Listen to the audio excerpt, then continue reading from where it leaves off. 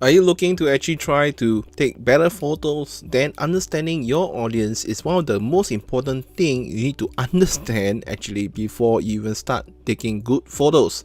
So in this tutorial, we're going to cover that right now.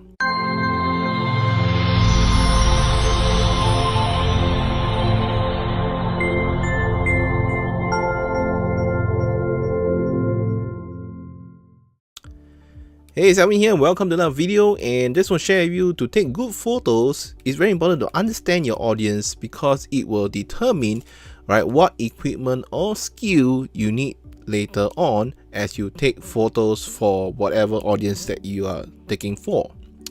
Generally, there are actually three types of audience that we take photos for.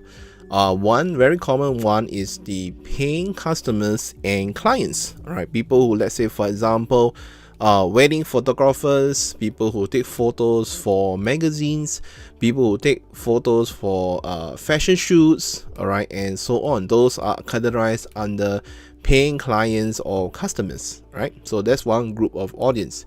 And if you are taking photos for that particular reason, definitely the equipment you buy and use will be definitely much more expensive than those the normal users do. But the thing is that many people don't, in fact majority of people who are watching this video are actually under the other two, which is social media and family and friends. I will safely say majority of people fall under 2 and 3. But the funny thing is that majority of the people in 2 and 3 thinks that they need equipment that the people use in number 1. Okay, so that is pretty ironic. Okay, and a lot of people believe that if they have better cameras, they can take better photos, but it has nothing to do, taking nice photos has nothing to do with the equipment, but it's more got to do with your skills and experience that you have taking photos. That actually helps. Having equipment does help as well, but that's not the main thing, for taking good photos. But I thought you should know about understanding audience first before we talk about equipment and how to take photos and all those things. So paying clients, very important. The goal of it is to provide high quality work and photos. So definitely you need to buy good cameras with good lenses. In fact, the lenses are normally more important than the camera body itself. I remember when I first started learning taking photos, I asked experienced photographers, what should I get first? And the first thing they tell me is don't look at the camera, look at the lens. What are the lens ranges? So we have Canon, Nikon, Olympus, and so on. So you need to see which lens actually fit what you want to do. So in the end of the day, I realized I do a lot of blogging, a lot of video work. So I wanted something not too heavy. So I decided to go with the mirrorless system. And I went with the Sigma lens, which is cheaper than the normal Canon lens, and it actually can do professional work as well. So yeah, I'm happy with that. And it's very important if you are not doing those kind of work where it requires you to people paying you, you don't really need to buy a very expensive camera. You can buy a simple pocket camera or even use your phone camera is actually good enough. Majority of people fall under the social media audience, and that goal is very different. People who take photos for social media like Instagram and Facebook, your goal is totally different from the paid clients. Your goal is to take photos to get more shares and more likes online. I actually was fortunate enough because I have 11 years of background on online marketing. I started at 2006, and I want to show you some tips on how to actually get your photos viral online. But before you do that, it's important to understand that actually more than 1.1 trillion photos are worldwide, and majority of them actually are on Facebook. There's over 300 million photos posted on Facebook almost every single day, and I believe majority of them are using the mobile phone and not using any DSLR or any mirrorless camera, because simply put, it's very troublesome to put them online, and it's more convenient to take it directly from the phone.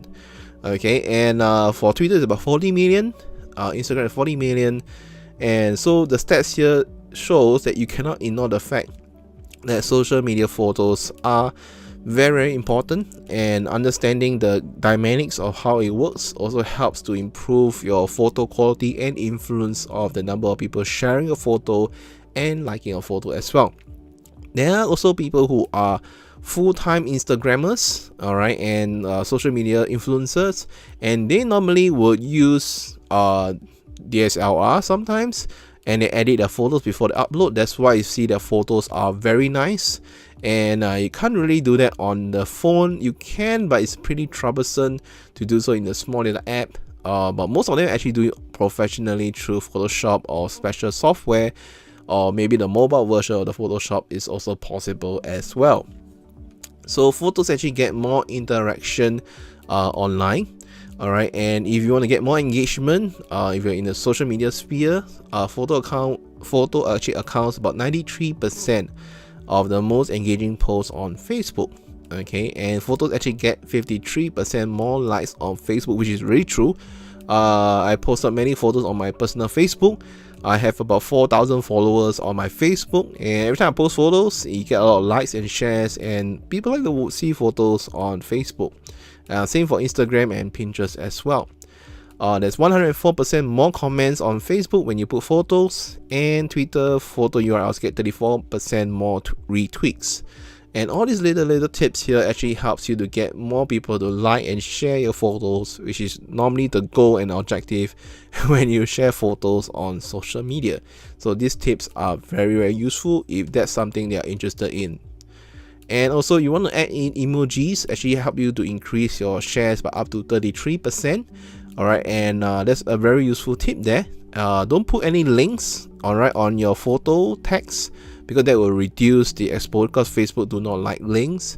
But you can put emojis and text, and short little text, less than 20 words or 30 words is good enough. Engagement actually increases on Thursday and Friday. I personally have tried this before. It depends on who is your market people, but normally Thursday and Friday are normally proven to have higher engagement. Weekends are pretty poor most of the time. Alright, so Thursday and Friday are the days you want to post your most important photos to show to the world, so you want to post more on Thursday and Friday. Alright, so photos for family and friends has a different goal. Their goal is to provide photos for memories. So these photos may not need to have high quality photos, but as long as you can see them. Alright, so normally for family and friends, you don't need to buy expensive cameras. You can just use your mobile phone. It's actually more than sufficient enough, right, to actually take good photos for family and friends. Okay, so that's basically understanding the audience, and now we need to understand, after you take the photo, where can you post them for? Alright, so then you should already know one, TV media and ads. Okay, social media, we talked about it just now. Printing the photos, museum, and magazine and books. Okay, one thing you must take note is that if you fall under number 1 and number 3 or number 4 and 5, definitely you need to invest in a more expensive camera, because they can do things that the mobile phone cannot do. Alright, which is reduce in noise of the images and the quality, and you can change lenses, and the lens actually play a very big role in having high quality images, which is what the phone cannot do at the time being of this video. Okay, but if you are just focusing on number 2, social media, or just simple printing, you can still go with your mobile phone, not the issue. Alright, but most of the platform requires you to get a better camera. So depending which platform you are focusing on will determine what type of camera you're going to buy eventually. Last time when I first learned about taking photos, there was this myth about the higher the megapixel, the better my camera is going to be. I don't know why I had this belief that the more megapixel means the camera is better. I guess it's because the phone market make us think that way. And higher megapixels are only designed for paid work, which is not true. Normally paid work, around 24 megapixels is actually more than good enough for wedding photographers. You don't need to buy very expensive cameras. Alright, so that is actually fairly good enough. Alright, and megapixel actually measure of quantity and not quality of the image it can capture, because the more megapixel there is, basically the more so-called sensors or things that it can capture. Alright, so here are 6 factors that will determine whether your photo will be shared more or not, in case you want to get your photo be more popular online, because the more popular you are, more people want to hire you, right? So that's a very important thing. So unfortunately, not many photograph courses talk about this, surprisingly, but your level of influence you have online will determine how popular your work is going to be. I have seen many times people have spent $10,000, $20,000 on doing a 5-minute video production that nobody watches, which is a waste of time. I mean, why would you want to spend so much money on doing the video when nobody, like 1,000 views? That is ridiculous. Alright, and it's very sad because they did not set aside money for marketing the video and also finding influencer to boost the video reach when they spend so much time making the video so nice. So I've seen many videos on Vimeo and YouTube.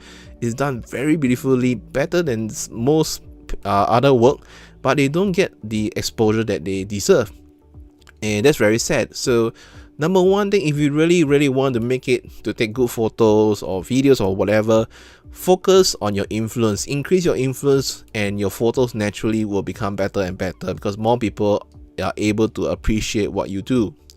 Alright, the popularity of your composition style also matters. There are people who are famous for a particular composition. Some people only take black and white, some people only take like flares, or some people only take time-lapse videos, for example. So a certain style of photos also matters, and if you are very influential, people will like what you do. So it all bounces to number one still. Number three, taking photos that is people want to share. It comes down to how you manage aperture and shutter speed. Okay, the better you are at managing that comes from experience and understanding how to use them, you'll be able to take better photos as well. Lens quality is very important, that it will lead to your sharpness of your photo. And I remember, as I said earlier, my friends were saying that it's before you look at the camera body, it's always important to look at the lens first. So determine what kind of lens you're going to use or going to get, you can afford to do the job that you need to do. The camera image sensor and design and size is another important factor when it comes to taking good photo, because the bigger the image sensor, the more light it can actually bring in and less noise there will be. This is very important only if you're doing printing, okay, or you're doing professional work, or they're shown on big screen projectors. Okay, so that will require bigger image. Alright, megapixel will be the last thing, not so important actually, but more important is the top 5 here, and there's many more. I don't want to list them here, but these are my top 6 factors. Alright, so what are the megapixels that you really need? Alright, well, the fact is that iPhone X and Samsung S9, which are mobile phones, only have 12 megapixels. They used to have, I think, 24 megapixels, and suddenly they dropped the megapixels. So I think as they bump the megapixels, people keep on thinking if the more megapixels they are, the sharper the picture is going to be. But it's not true. It's actually the lens also, and other factors as well, how you take the photo. So just in case you're not aware, YouTube, TV, cinema or projectors normally are in full HD, which you only need 2.1 megapixel. And for 4K is 8.3 megapixel. Alright, that's the maximum it can show on the screen. So even if you expand the whole thing, alright, you don't really need a lot of megapixels to show the whole thing. Okay, for prints you only need 7.2 megapixels, so phone actually meets that requirement. Twitter only 0.15 megapixel, 0.69 for Facebook. Instagram is 1.5 megapixel and Pinterest is 3.5 megapixel. So what's shocking is that your mobile phone that you have today is more than powerful enough to meet the demands of everything here that we list here. So that's why on YouTube you see some people film YouTube videos just using the mobile phone or iPhone. That's the reason why, because it does have the ability to do so.